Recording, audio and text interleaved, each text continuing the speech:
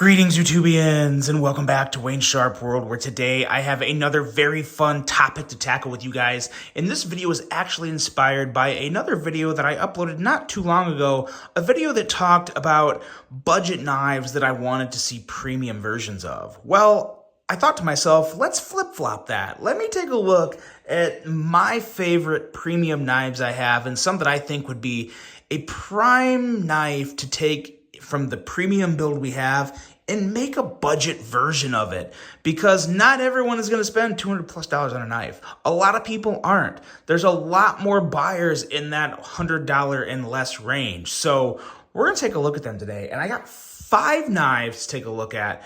And what we're going to do is look at those 5 knives, and then we're going to break that rule and actually look at a couple more, because 1, rules are fun to break, and 2, there's never too many knives. So let's get right into this and take a look at what I got for you. And of course, you guys need to tell me in the comments below, what is your favorite premium knife that you want to see a budget version of? And let's start off with this one right here, one of my all-time favorites. It's the Spyderco Shaman, and this might be a curveball to some people. Some people don't look at the Shaman as a real premium knife, and it is, though. In my opinion, it definitely is. It's a $220+ knife, and it has some of the best ergos, some of the best everything. I just love it.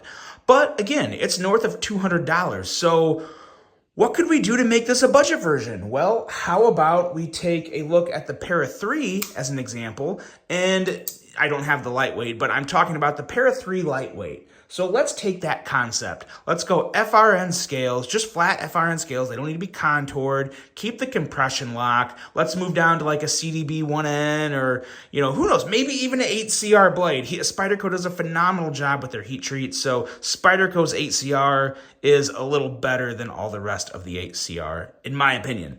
But anyway, so you just knock the steel down, knock the scale down to the FRN. Of course, you're going to get the regular Spyderco clip on it, and you're going to be looking at a knife that is probably right around $100. With today's prices, maybe it'll be $110, $120, but you're still looking at $100+ less than what the original Shaman is.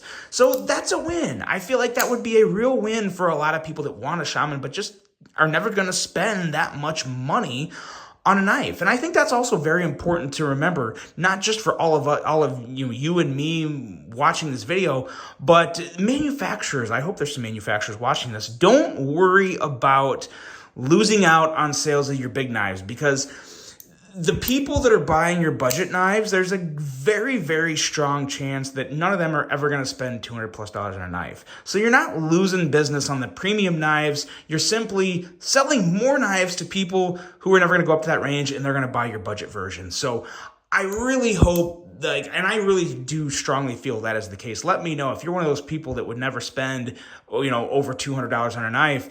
Your voice needs to be heard too. And I want everyone in the knife world to enjoy designs like these. And there's no reason we can't if they're made in budget versions. So I think that would be really cool to see. I would love to see a Shaman lightweight at an affordable price, right around that $100 range. And I think Spyderco can do it. You just gotta make it in the right place, make it with the right materials, and do the right things. A budget Shaman would be phenomenal. Moving on here, and this one, you guys already know where I'm going with this. This is the Knives Hyphen, and we already know Gavco's got some designs in the Civivi lineup, so why not take this Hyphen and just make it a Civivi? Let's make it the Civivi Hyphen, because this is one of the best knives I have ever handled. I love this knife. Action is phenomenal. Blade shape is incredibly slicey and attractive. Very, very comfy. Carries great in the pocket. Love the clip. This would make a phenomenal Civivi offering. Just a good old liner lock. Nothing more, nothing less. And enjoy it. I love this knife. This is coming in, I believe, like $246. So if you get a Civivi version of it, you're probably talking, $69, maybe $79, since it's a Gavco design and they would need to get their cut. So maybe a little more expensive than the regular Civivi, but nonetheless, it would still be well under $100, and it would be one phenomenal budget knife, the Knives Hyphen. Let's make a Civivi Hyphen. Next up here, this is focusing on one knife, but the thought process is spreading within the whole brand. And it's this guy right here. A lot of people probably forget about this. The ZT0850, one of, if not the best ZTs ever made. One of my two personal favorites, along with the ZT0460 or 640, the Emerson collaboration. I can't remember the number. But this right here is just one beautiful blade shape, a powerful slicey blade, and this would be excellent in the Kershaw lineup. You could make this at right around $100, and I don't know why Kershaw, they frustrate me because they had the bare knuckle that was an awesome budget knife with 14C28N, all the good things, and it was like $79, and all of a sudden you just can't get them anymore. Like, bring that back, but also make an 850 in the Kershaw lineup. You could even put one of your subframe locks or, like the bare knuckle has. But yeah, 14C28N, just G10, a clip that may not be so expensive. This is very doable. Kershaw would jump back on the map with a lot of people because I feel like some of the Kershaw budget offerings have really kind of dwindled lately to me. They're still good knives. I do still like Kershaw, but I really miss knives like the bare knuckle that weren't assisted, that were just running on bearings and good and just awesome. They don't have a lot of that. Bring this down into the Kershaw lineup and make it happen, Kershaw/ZT. It would be amazing, just as amazing as this 850 that will never leave my collection. I've had so many people want to buy this from me. I feel like I got one of the last production versions available at retail. Like, thank you, Epic Snuggle Bunny. I saw a post from him and I was like, I'm not waiting, I'm getting this. And don't regret it. Excellent knife. Would love to see a budget version of it. And now this beauty right here, my precious, one of my favorite knives in my collection, the Sharp by Designs Mini Tempest. Now, I know this is not probably ever going to happen, but let me know, guys, how amazing would it be to see this design? And I know you're not going to have, if you went a budget version with something like this, it's not going to be the same knife, right? It's going to be so different. It's not going to have that amazing Brian Nato D10 system you have in there. It's not going to have your black and titanium and gold dark matter carbon fiber. You're not going to have a hand rub satin version, but just hear me out here. Just a G10 with liner lock. G10 with liner lock, maybe you could put some type of a nice clip. And, of course, you can't have hand rub, but you could still have like a stone washed or some type of satin blade, made by like Kaiser or Civivi or, heck, even Vosti, one of these very nice, great fit and finish budget companies. Can you just imagine how awesome it would be just to have this design in a budget version? You're going to lose a lot of the unique things that make this knife what it is, but you would still have the aesthetics and I think a really, really cool knife to EDC. But let me know your thoughts on this, because I feel like this one might be a touchy subject, because I do love this. I would not change anything about this Mini Tempest. It is so damn good. And I cannot wait to see the exclusives coming from Kaiser with this, that run. You guys know I've been involved with it. That is going to be absolutely incredible. But a budget version of this would be really, really sweet. And I would love to see that maybe happen someday. Who knows? Never say never, but yeah, the Mini Tempest is just special, and a budget version would be pretty stinking awesome, in my humble opinion. And now we get to the last one, and we haven't had a Kaiser on this list, so we're going to talk about a Kaiser. We're actually going to talk about three Kaisers. This one, and this one.